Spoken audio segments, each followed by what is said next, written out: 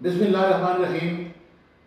आपको जो मैं वीडियो दिखाने जा रहा हूँ ये एक कब्र की है और कब्रिस्तान में गोरकन कब्र की किस तरह बेहरमती कर रहा है और ये हड्डियाँ निकाल के पता नहीं बेचेगा और इसका कफन भी उतार रहा है हड्डियों के ऊपर से और यहाँ पर एक कब्र बना रहा है।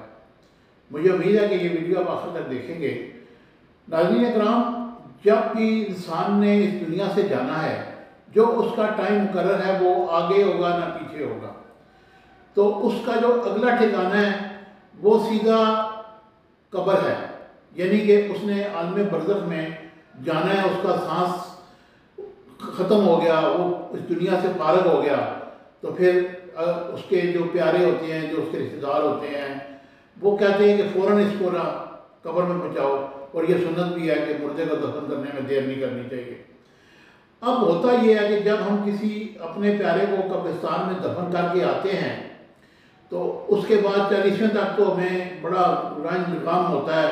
हम कब्रिस्तान के चक्कर लगाते हैं, दुआ करते हैं, वहाँ मौलाना साहब को लेके जाते हैं, वहाँ पर हम बहुत कुछ करते हैं। उसके बाद थोड़ा अर्सा गुजरता है तो फिर हम ईद शबरात तक महदूद हो जाते हैं, या जब उनका कभी हमने सालाना किया तो सालाना पे उनकी बरसी पे हम कब्रिस्तान चले गए। और आहिस्ता आहिस्ता ये होता है कि फिर हमने कब्रिस्तान जाना बंद कर देना। अब मैं जो बात करने लगा हूँ वो ये है कि जो पुराने कब्रिस्तान हैं, मिसाल के तौर पर मैं आपको मिसाल दूंगा, रावलपिंडी का ईदगाह कब्रिस्तान है। ये रावलपिंडी का बहुत पुराना कब्रिस्तान, ये 100 साल से भी ज़्यादा का कब्रिस्तान है। लेकिन अब भी अगर आप जाएँ वहाँ पर तो गोरकन को कहें कि जी मुझे यहाँ पे अपने किसी प्यारे को दफन करना है, तो वो आपको कहेगा हाँ इतने पैसे दे दो तो मैं आपके लिए कब्र खोद देता हूँ। हालांकि वो इतना मुकम्मल हो चुका है, उसमें बिल्कुल भी जगह नहीं है।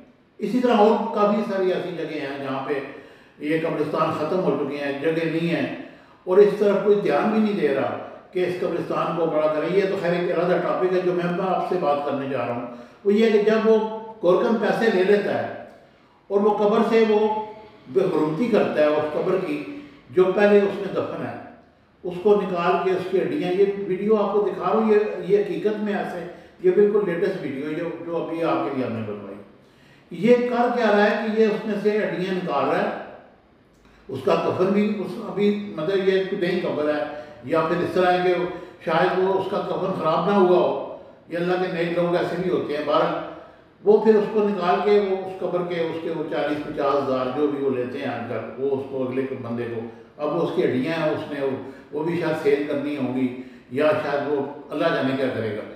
कहने का मकसद ये है कि कब्रिस्तान जाया करें, ये सुन्नत रसूल भी है, और अपने बच्चों को भी साथ लेके जाएँ। बच्चों को भी पता हो कि मेरे ये दादा की कब्र है, ये मेरी दादी की कब्र है। लोग बच्चों को नहीं पता होता, बच्चे कहते हैं अच्छा बाप तक तो ठीक है, बाप से आगे जो ऊपर की पौड़ी है, जो रिश्ता है दादी दादा नानी नाना परदादा, मतलब जो ख़ानदानी लोग होते हैं उनके तो बाकायदा तौर पर सबको पता होता है। लेकिन कई लोग ऐसे होते हैं जो बस दफन करके आ गए या बाहर मुल्क चले गए या शहर से दूसरे शहर मुंतकिल हो गए, वो कब्र तो उधर या उसको तो नहीं ले जा सकते। तो फिर जब वापस आते हैं तो फिर वो कब्र ढूंढ रहे होते हैं कि यार ये यहाँ पे मेरा एक भाई फोत हुआ था, मेरी बहन फोत हुई थी, इधर उसकी कब्र थी, अब नज़र नहीं आ रही।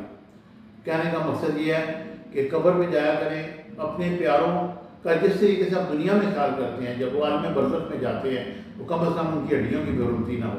मुझे उम्मीद है कि मेरी वीडियो आपको पसंद आई।